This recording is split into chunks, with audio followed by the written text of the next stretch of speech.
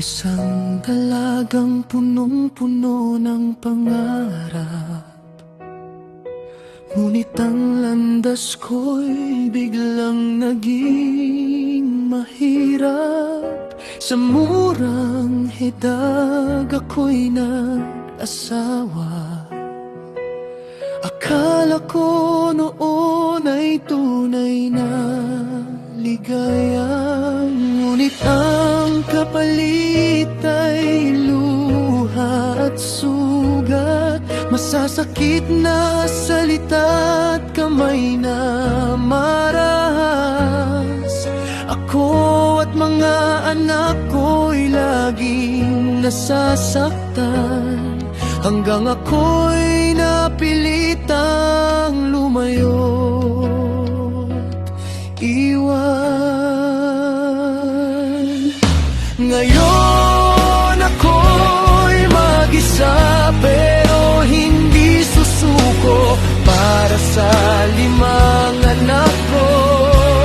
Lalaban ako kahit pagod na puso ko, magtiwala pa, pag-ibig ko sa kanila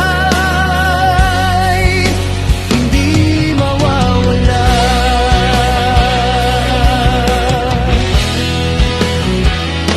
Lumipas ang taon, muli akong umasa.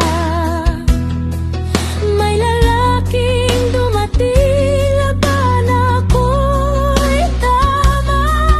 Minahal ko ng totoo ang pangalawang pagkakataon, ngunit iniwan din ako, may anak pa kaming naiwan. 2 taon ang lumipas na walang balita, hanggang may dumating na bagong akala. Akala ko'y siya ng tunay na magmamahal, ngunit pareho rin pala puso ko'y sinaktan. Ngayon ako'y mag-isa, pero hindi susuko para sa limang anak ko. Lalaban ako kahit pagod na puso ko, magtiwala pa, pag-ibig ko sa kanila hindi mawawala. Punong-puno ng sugat ang aking damdamin, paulit-ulit na lang ang sakit na dumarating.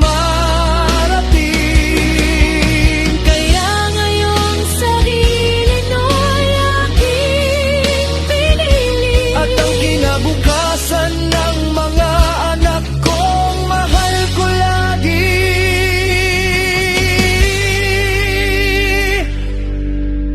Takot na akong magmahal at magtiwala pa, pagod na ang pusong paulit-ulit nasasaktan.